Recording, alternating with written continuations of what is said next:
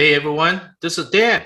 I want to show you how to make a Kung Pao chicken that's better than any Kung Pao chicken you've ever tasted. Back in my student days, I used to work part-time in a Chinese restaurant in New York City on Park Avenue around 90th Street. Whenever the chef in the restaurant was busy, the boss used to ask me to help out. I therefore was able to learn quite a few things from the chef who was very good. My Kung Pao chicken will feature chicken, of course, shrimps, and mixed nuts if you're not allergic to nuts. If you're allergic to nuts, you can do without them. Let's get started. First, I clean up some green peppers. Cut them up into small pieces, about 1/3 of an inch by 1/3 of an inch. I also add in orange color bell pepper. Tastes nice and also very nutritious. And then I peel some garlic, chop them up. The list of ingredients is provided below this video. You might want to check it out later. It'll tell you the quantity of each. Now ginger.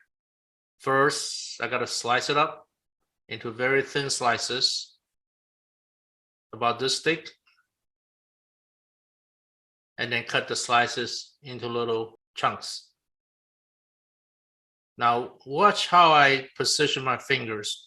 I bend my fingers like that, and then the first knuckle of my finger is in touch with the side of the blade. With this method, when I cut, I always know where my fingers are and where the blade is. And I've cooked hundreds and thousands of dishes in my life. I never cut myself with this method. It's a knife safety precaution. Now comes the chicken. I defrosted it in the microwave for a couple of minutes. It's still half frozen. I like it that way because it's easier to cut. See, it's still pretty solid. I'm going to cut the chicken into little cubes, about 1/3 of an inch by 1/3 of an inch by 1/3 of an inch. It's important that the size of the chicken cubes match up with the size of the green peppers. Now it's the shrimps. This is a bag of shrimp from Costco. The size is 31 to 40 shrimps per pound. That's a good size. It's already peeled. I soak it in water for a few minutes to defrost. Let's marinate the chicken. First, cornstarch. Again, please look at the ingredient list below this video. It'll tell you how much of each of the ingredients to put in. Put in some oil. Here I use olive oil. You can use any oil you like. Now that's white pepper powder. You can get that from a Chinese grocery. Garlic powder.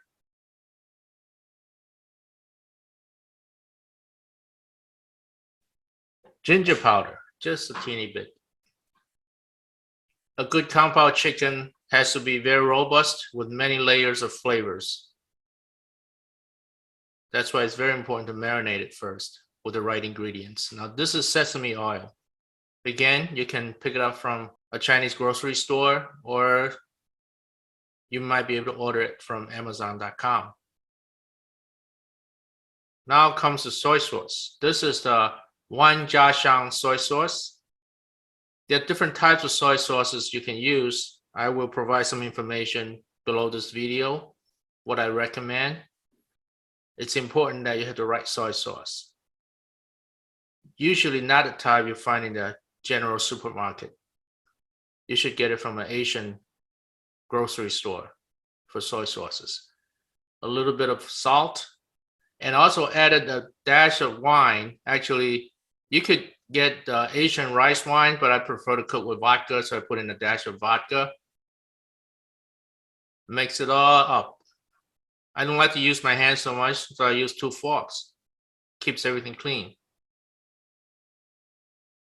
Now the chicken cubes are still half frozen.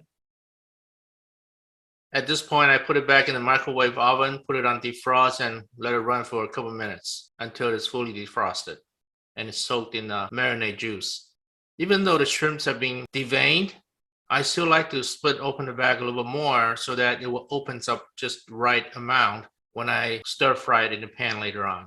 With the shrimp, after you defrosted it, drain the water, mix it with the salt for about a minute, and then rinse it with water, squeeze out the water.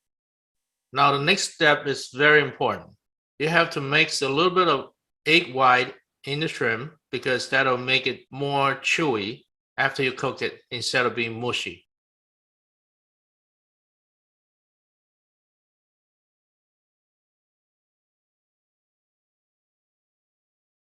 A Chinese chef would typically heat up the vegetables by stir frying them or deep frying them before mixing the vegetables with meat. I like to use modern technology whenever possible. That's why I'm going to heat up the bell pepper chunks with the microwave oven just for a couple minutes. That way it's not too greasy and it's nice and warm when I mix it with the chicken and shrimps later on.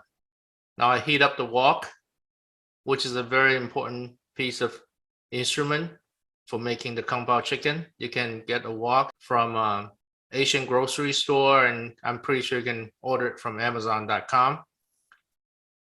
I heated up the oil and put in the garlic and the ginger that we chopped up earlier. It's important that we heat up the garlic and ginger to the right temperature. That way, the flavors will be released into the oil. And then later on, when you stir fry the chicken and the shrimp, that the flavors get into the chicken and the shrimp.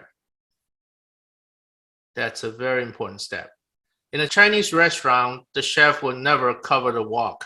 But I'm cooking at my house, even though I have a very strong vent, I still like to cover it so that it doesn't smoke up the whole kitchen. It really doesn't affect the results. But the purists for Chinese cooking will frown on covering the wok when you stir fry. Now, if you want your food to be crispy after you stir fried it, you should never ever cover the wok when you stir fry because that'll make the food very soft. Since we want the chicken to be soft, that's why we can cover the wok. Now I just put in the chicken. When you stir fry, the stronger the fire, the better. In a restaurant, they use a propane stove, but here I have an electric range. I make sure I got the most powerful range available, but it's still not nearly as strong as what they have in the Chinese restaurants. We'll just have to make do with this. Cover it up for a few minutes, and then stir it every once in a while. At this point, it's important to cook the chicken just enough so that it's cooked, but it's not tough when you chew on it. That's why you might want to test out a few pieces. When you cook Chinese food, the flavors are certainly important, but the texture of the food is very important as well. Notice that I have not put in the shrimp yet because the shrimp cooks easier than the chicken. And if you put them in at the same time, the shrimps will be overcooked. So I continue now to work on the chicken until it's about 80% done. So the chicken is done for now.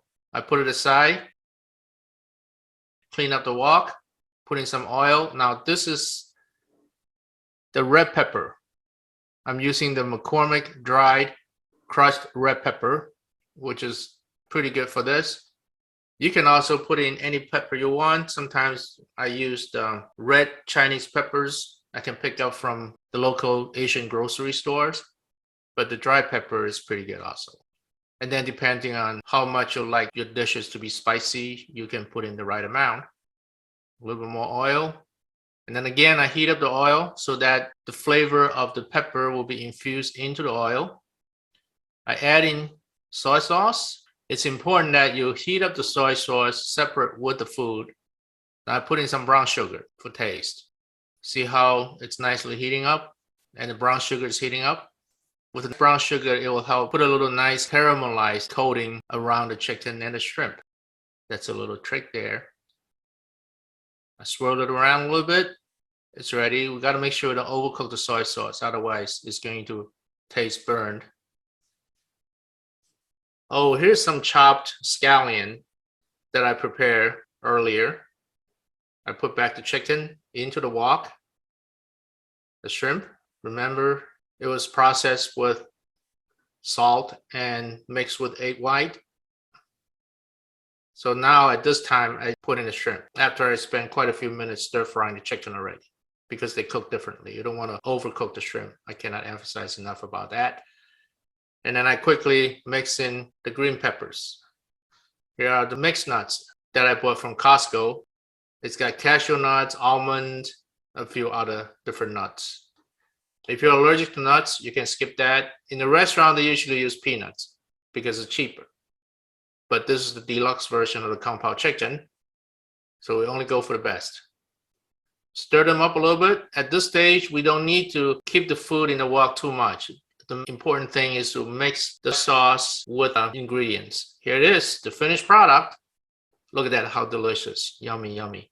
Even though they say if you eat chicken or fish, you got to pair it with white wine, I don't believe that with a Kung Pao chicken because it's so spicy and flavorful.